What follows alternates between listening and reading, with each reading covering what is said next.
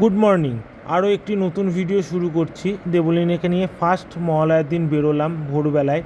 তো যেতে যেতে ওকে আগের দিন বলেছি যে আমরা বন্ধুরা মিলে কি মজা করি না করি। তো সামনে আরও বন্ধুরা সব রয়েছে, ওদের সঙ্গে দেখা করব এবং যাব হাই রোডে চা খেতে, তারপরে ছবি তুলতে। এই করতে করতে সারা সকালটা কাটাবো। দেখতেই পাচ্ছ যে রাস্তায় আলো জ্বলছে, একটা পুজো পুজো ভাব চলে এসছে সবার মধ্যে, আমাদের মধ্যেও চলে এসছে। মহালয়ার দিন ভোরবেলায় না বেরোলে সেই পুজো পুজো ভাবটা আসে না।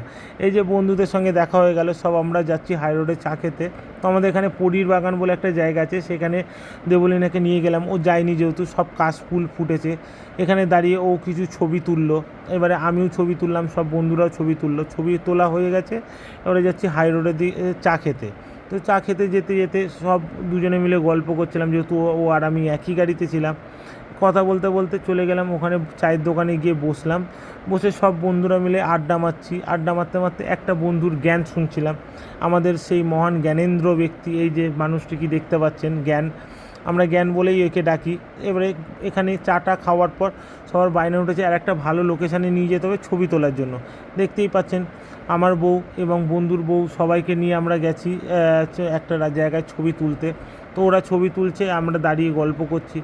এই যে রাস্তাটা, এই রাস্তাটা হচ্ছে পানপুরের রাস্তায় ছবি টবি তুলে বাড়ি আসছি। আসার সময় আবার আমার বউয়ের বায়না হচ্ছে সে গাড়ি চালাবে। তো সে গাড়ি চালাচ্ছে, আমি পেছনে বসে আছি। এই করতে করতে সারা সকালটা কেটে গেল।